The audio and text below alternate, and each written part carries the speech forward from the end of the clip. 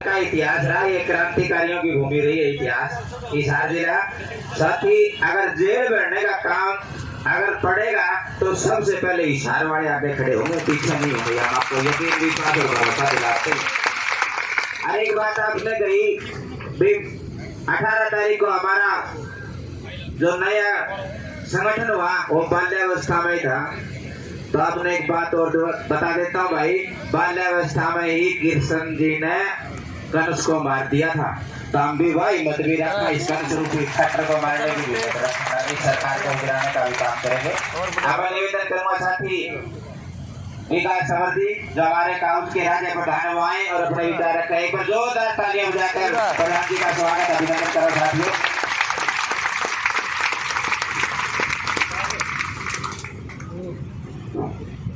सबसे पहले आप सभी को नमस्कार। जय जवान, भारत माता की, कर्मचारी एकता, लिपि की एकता, हमारा हक 35,400। साथियों, सरकार ने यही नीति बना रखी है आंदोलनों को खत्म करने की, उसे कुचलने की, कि समय इतना बढ़ा दो कि उनकी हिम्मतें टूटने लग जाएं। पहली नीति उनकी यही थी कि इसको लंबा खींचते हैं, लेकिन उस नीति में उन्होंने देखा कि कर्मचारी टूट नहीं रहे, कर्मचारी दब नहीं रहे, कर्मचारी डर नहीं रहे। उसके बाद सरकार के ओएसडी ने ये तरीका अपनाया कि उन्हें मीडिया के सामने और मीटिंग के अंदर तो ये बता दे कि सौहार्दपूर्ण वातावरण में बातचीत हो रही है, कोई अनुशासनात्मक कार्रवाई नहीं करेंगे, कोई दंडात्मक कार्रवाई नहीं करेंगे। और पीछे से वो अपनी वीडियो रिलीज करके कहते हैं कि पूरे देश के जितने भी राज्य हैं उसमें सबसे ज्यादा वेतनमान हरियाणा के लिपिक वर्ग कर्मचारियों को देने की बात हम कर रहे हैं। लेकिन एक व्यवहारिक बात पर ये अड़े हुए हैं, व्यवहारिक बात पर आ नहीं रहे। वो ये कहने लगे कि भाई जनता को ये तय करना पड़ेगा, जिस प्रकार लिपिक वर्ग कर्मचारी अपनी जिद पर अड़ा हुआ है तो जनता ये तय करेगी। उसके बाद कुछ न्यूज़पेपर होते हैं इनके, जिसके माध्यम से लोगों के अंदर वो संदेश भिजवाया कि इस प्रदेश में ये चीज है, इस प्रदेश के अंदर ये चीज है। लेकिन वो उनकी नीति इस आंदोलन के अंदर उल्टी पड़ गई।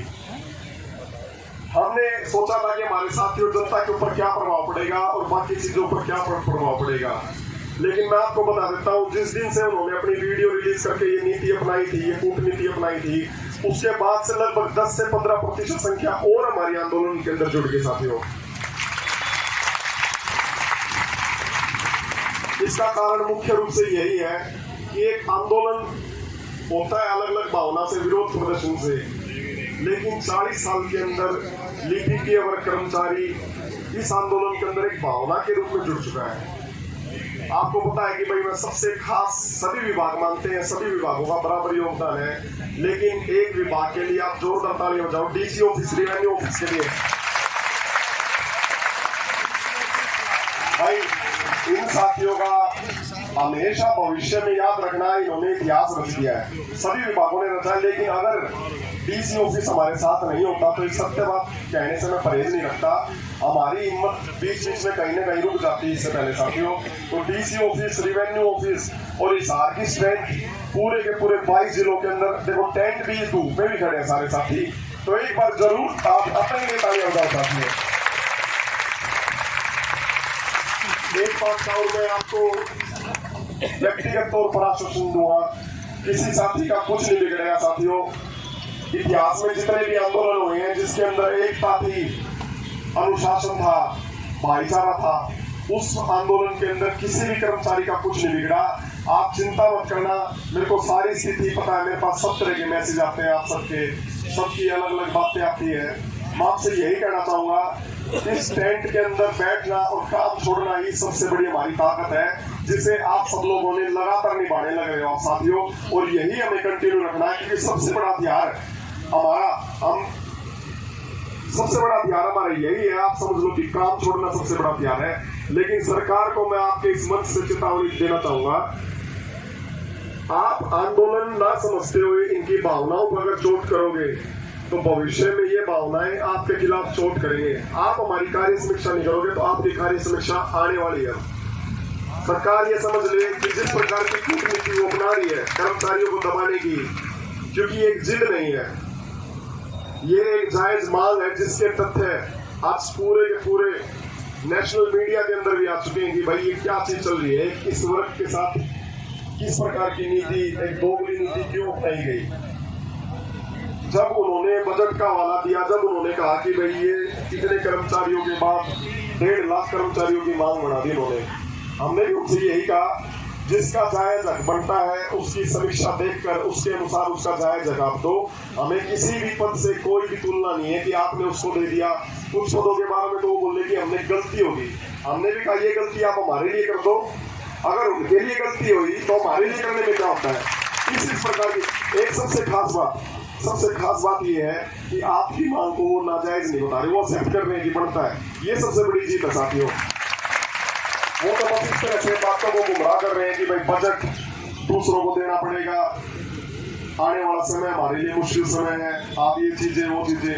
हमने भी कहा कि 2.5-3 साल से हम भी तो एक संवैधानिक तरीके से आपसे 5-10 मिनट का समय मांग रहे थे, लेकिन आपने सोचा कि भाई लिपि के वर्ग कर्मचारी जो आज तक कभी एक नहीं हुआ वो कभी भी एक नहीं हुआ और होगा तो हम हमारी नीति के द्वारा उसे तोड़ मरोड़ देंगे।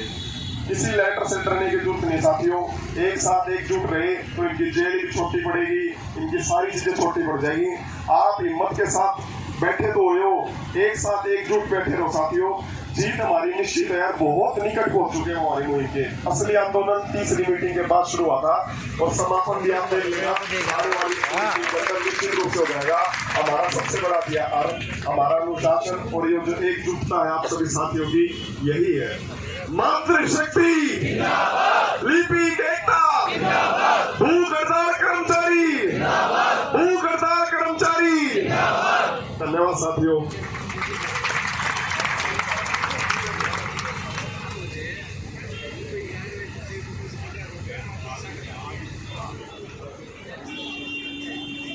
धन्यवाद प्रधान जी का जो हमारे बीच में आए और हमारे साथियों को मोटिवेट किया, और नेत्रपाल जी जो हमारे कोर कमेटी के अध्यक्ष हैं, दोनों हमारे बीच में पहुंचे। दोनों का सभी हम हिसार के साथ ही तहे दिल से धन्यवाद करते हैं। तालियों के साथ में साथियों। सब जगह कमिश्नर ऑफिस नहीं होता, मेरे को पता नहीं था भाई। कमिश्नर ऑफिस, डीसी ऑफिस, शिक्षा विभाग, जितने भी हमारे सारे रोडवेज सभी विभागों के लिए एक बार जोरदार तालियां आप बजा दो। शिक्षा विभाग के लगभग 400 साथी यहाँ पर बैठे हैं। राजेश जी का मैं धन्यवाद करना चाहूंगा और हमारे शिक्षा विभाग से महेंद्र सिंह जी,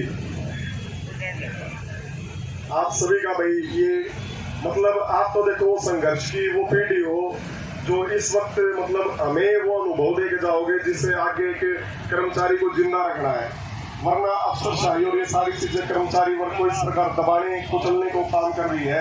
अगर आपका अनुभव आपका साथ नहीं रहेगा तो भविष्य के अंदर कर्मचारी वर्ग जीवित नहीं रहेगा। सर लेके रहेंगे। प्रधान जी ने सभी विभागों का अलग नाम ले दिया। बाकी जितने भी जो भी विभाग है, चाहे कोई छोटा है चाहे बड़ा है, सभी का योगदान हमारे साथ में चल रहा है। और हमारे सुप्रीडेंट तक के यहाँ पे चाहे एजुकेशन के हैं, चाहे डीसी ऑफिस के हैं, चाहे कमिश्नर ऑफिस के हैं, चाहे पॉलिटेक्निक कॉलेज के हैं, सभी यहाँ पे बैठे हैं। तो असिस्टेंट सुप्रीडेंट सभी हमारे जो भी बड़े वरिष्ठ साथी हैं उनका आशीर्वाद हमें प्राप्त है। तो हम निश्चित ही इसको जीत करके उठेंगे और प्रधान जी को हिसार की तरफ से हम विश्वास दिलाते हैं कि प्रधान जी हिसार की तरफ से निश्चित रहे। आपका जो भी आदेश होगा स्टेट टीम का, कमेटी का, वो हम पूरा करने के लिए बिल्कुल तत्पर बैठे हैं और तैयार बैठे हैं आपके आदेश की। बस एक बार हमें बस इंडिकेशन मिलना चाहिए कि भाई ये काम करना है, हिसार बिल्कुल आपके साथ है। तुरंत जो भी आदेश मिलेगा हम फॉलो करेंगे। और आपको किसी भी तरह से जब भी आप मीटिंग में जाते हो किसी तरह से कोई भी शंका नहीं रखनी है। पूरा हरियाणा आपके साथ खड़ा है, हिसार की हम गारंटी देते हैं भाई, बिल्कुल हमारे हिसार वाले आपके साथ खड़े।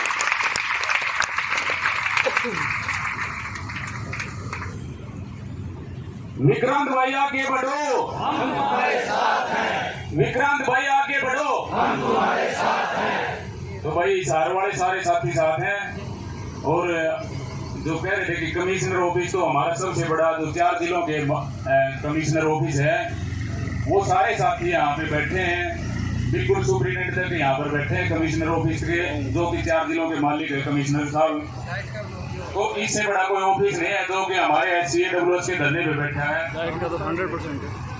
हाँ, वॉलंटियर साथी एक बार कुल्ली गोदारा जी से मिले पीछे जाके, 100% लंच का थोड़ा डिले हो गया अपना कार्यक्रम, तो जो भी वॉलंटियर साथी हैं जल्दी से फटाफट कार्य